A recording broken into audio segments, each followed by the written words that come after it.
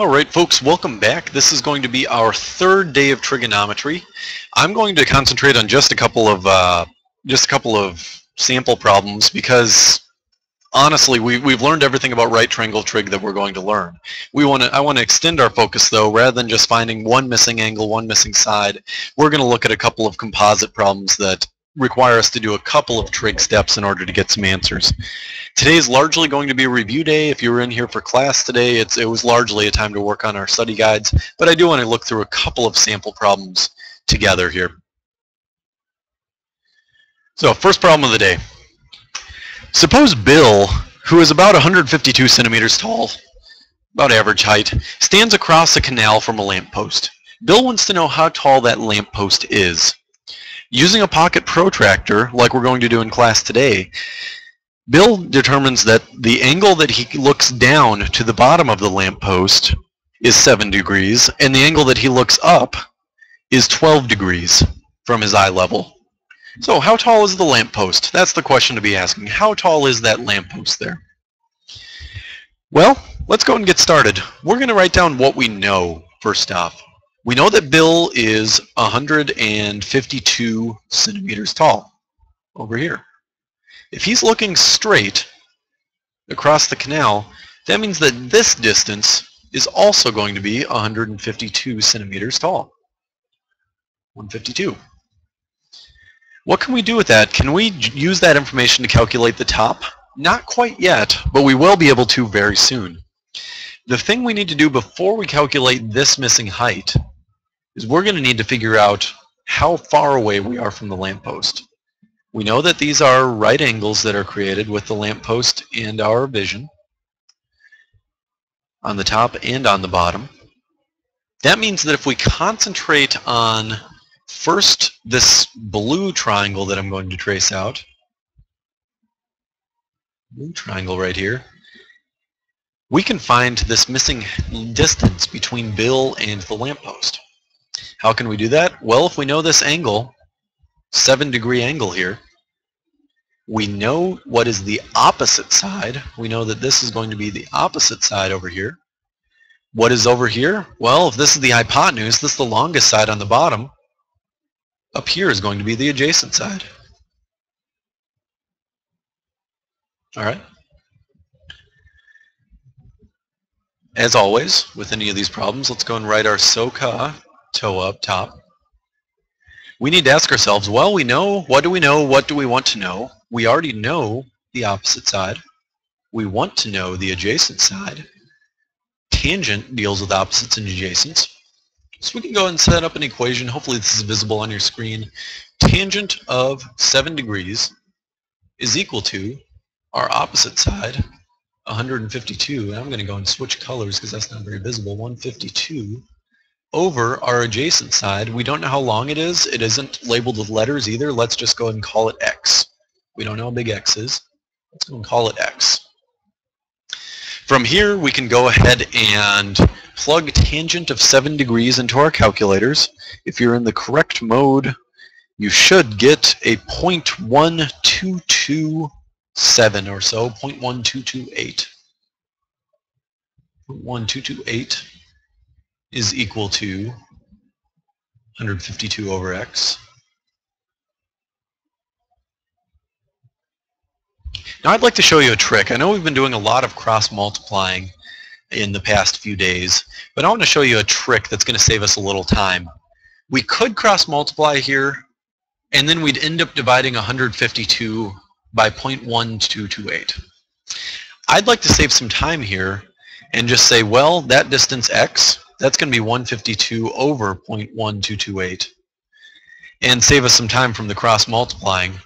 Plugging that into a calculator, 152 divided by 0.1228, that's going to give us 1,238 roughly. I'm going to round that to 1,238 centimeters. There were a few decimal points. I'm going to ignore them for now. You can choose to write them if you'd like. We know that this distance then, I'm going to write over what I have written already, 1,238. All we have to do now is find the distance of this missing height. We don't know this height. I'm going to go ahead, because we've already used x, I'm going to call this y. We don't know how big y is. Well, we don't know how big y is. We know that's in this triangle, drawn in red here. Red, red, and red. We know that this triangle with 12 degrees, we want to know the opposite side. We have the adjacent side. This is going to be another tangent problem. Tangent of 7 is equal to our opposite side, y, over our adjacent side, which we calculate 1, 2, 3, 8. I'm going to rewrite that.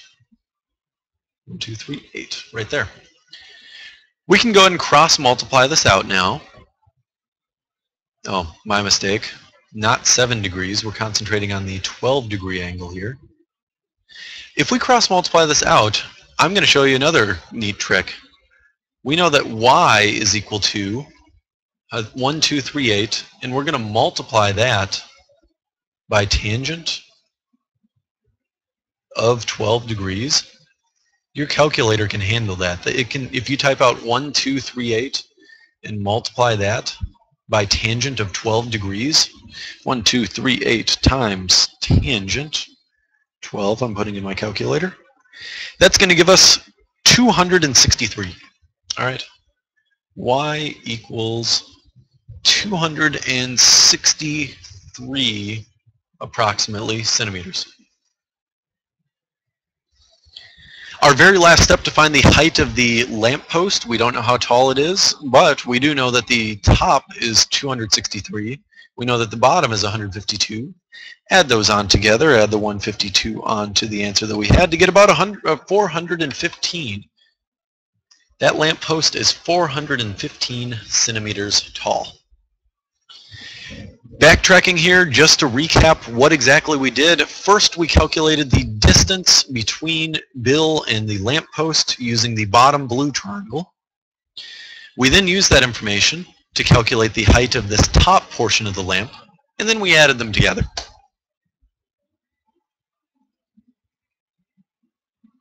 The other problem that I'd like to do today is another composite problem. This time we're going to find angle J.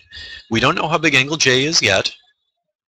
And we also don't have enough information to find it yet. If we had a couple of sides of this triangle JLH, we could certainly find how big angle J was with some inverse trig, but we don't know how big it is yet. We either need to find JH here, or we need to find LJ, or LH rather, LH. We already have LJ. Luckily we can find LH. Let's concentrate on this triangle first.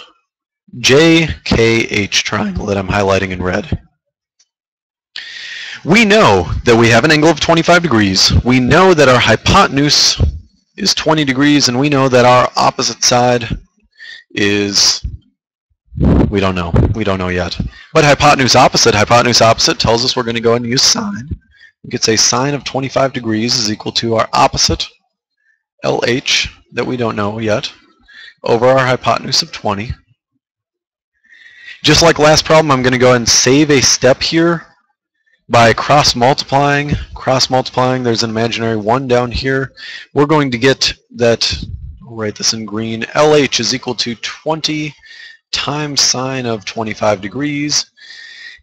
20 times sine of 25 degrees, I'm punching that into my calculator, you should be as well. That's going to give us a grand total of 8.45. LH is 8.45 centimeters tall.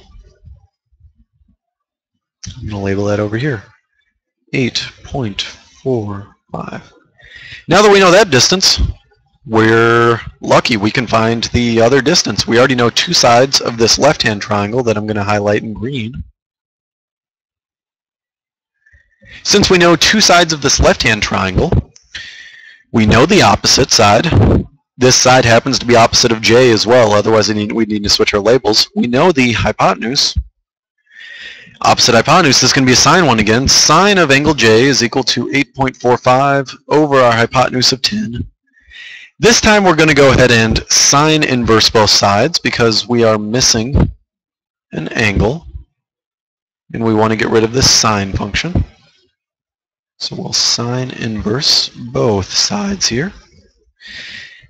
That's going to eliminate sine and sine inverse on the left side, giving us just j is equal to, and in our calculators, if we type in sine inverse of 8.45 over a 10, we wind up with 57.67 degrees. 57.67 degrees.